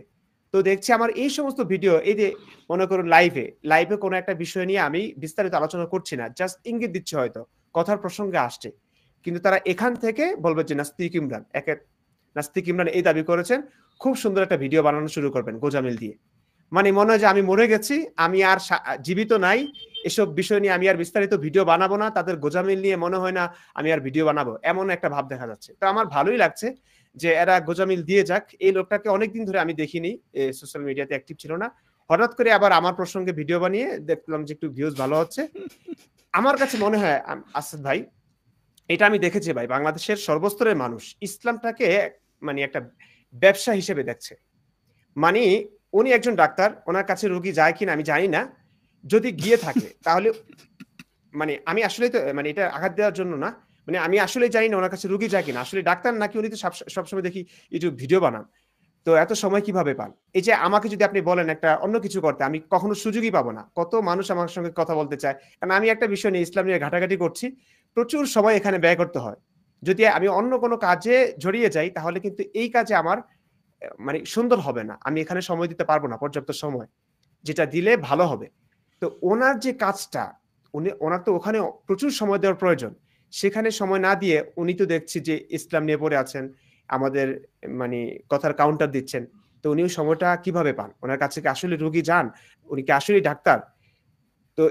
তো এখন যদি ডাক্তার হয়েও থাকে, তো মনে করুন 10 জন রোগী আসছে নিয়মিত, উনি চাইবেন যে 100 জন রোগী যেন ওনার কাছে যায়। কিভাবে? ধর্মের ছোঁয়া যদি দেওয়া যায় ভাইয়া, ঠিক আছে, তাইলে কিন্তু একদম ব্যবসা রমরমা হয়ে যায়। কারণ তার কাছে স্বাভাবিকভাবে আমাদের বাংলাদেশের সহজ সরল মনা মানুষ, এগুলো যারা একটু ধার্মিক, আমরা একটা সময় এমন ছিলাম যে আমাদের হুজুররা শিখিয়ে দিত, মসজিদের খতিবরা আমাদেরকে শিখিয়ে দিতেন যে ওই দোকানে মিষ্টি খাবেন যারা মুসলিম, ওই দোকানদারের কাছ থেকে সদাই নিবেন যাদের মুখে দাঁড়িয়ে আছে, নবীর সুন্নত আছে। আচ্ছা, ওই ডাক্তারের কাছে যাবেন যারা সুন্নতি লেবাস পরে কিংবা দাঁড়িয়ে আছে, ইসলামিস্ট। চিন্তা করেন দক্ষ অদক্ষতার বিষয়রা যার মুখে দাঁড়িয়ে আছে তার কাছে যাওয়া উচিত, এভাবে আমাদেরকে শিক্ষা দিতেন। আমিও একটা সময় খতিব যখন ছিলাম, মানুষ আমাদের কিভাবে বলে, হুজুর এই কথাগুলো বলবেন যে দুইটা দোকান পাশাপাশি, একজন হিন্দু আর একজন মুসলিম, তো আমি মুসলিম, আমাদের এখানে সবাই মুসলিম, আমার দোকানে যে মানে কাস্টমার নাই। তো এগুলো মানুষকে বলে বুঝাবেন হুজুর যে মুসলমানদের কাছ থেকে সদা নেওয়া উচিত। আমার কাছে অমানবিক লাগতো, তারপরে ওই যে মসজিদের কমিটি এসে যদি বলতো হুজুর এই আলোচনাটা করবেন, আমাকে করতে হতো বাধ্য হয়ে। আমার কাছে এটা খুব প্যারা লাগতো, তারপরে আমি করতাম। তো এই যে অন্যায়গুলো হচ্ছে, একজন শুধুমাত্র হিন্দু হওয়ার কারণে তিনি হয়তো ভালো একটা জিনিস দিচ্ছেন, তার দোকানে সবকিছু হয়তো একদম অরিজিনাল, কিন্তু তিনি মানুষের কাছে বিক্রি করতে পারছেন না, কারণ এখানকার সব মানুষ মুসলিম আর পাশের দোকানটা মুসলিমের। তো সেই জন্য মানুষও নিচ্ছে ওনাদের কাছ থেকে, কারণ হুজুররা, খতিবরা, মাদ্রাসার শিক্ষকরা সবসময় এসব বলে থাকেন যে হুজুরদের কাছ থেকে নিবেন, কিংবা যাদের মুখে নবীর সুন্নত আছে এ সমস্ত লোকদের থেকে সদাই কিনা ভালো।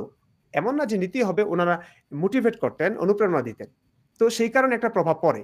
তো সমস্ত ব্যবসায়ীরা ভাই, ডাক্তার বলেন ইব্রাহিম ভাইয়ের মতো, আর মুদির দোকানদার বলেন, সবাই এই ইসলামিক ব্যাপারটাকে, ইসলাম ধর্মের এই ব্যাপারটাকে তারা ব্যবসায়িক উদ্দেশ্যে ব্যবহার করে। মানে ধর্মের কথা বললেই এখন হাজার হাজার মুসলিম আছে, 90% মুসলিম অধ্যুষিত বাংলাদেশ, প্রত্যেকে ভালোবাসা পাবেন এটা উনি বুঝেন।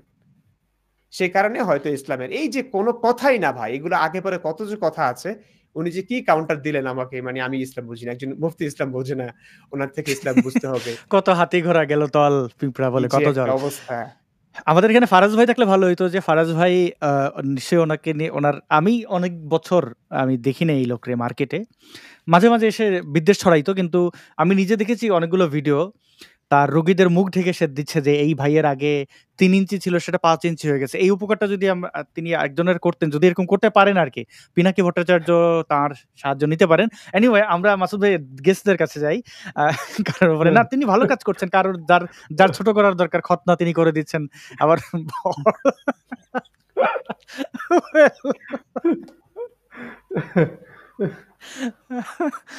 আমরা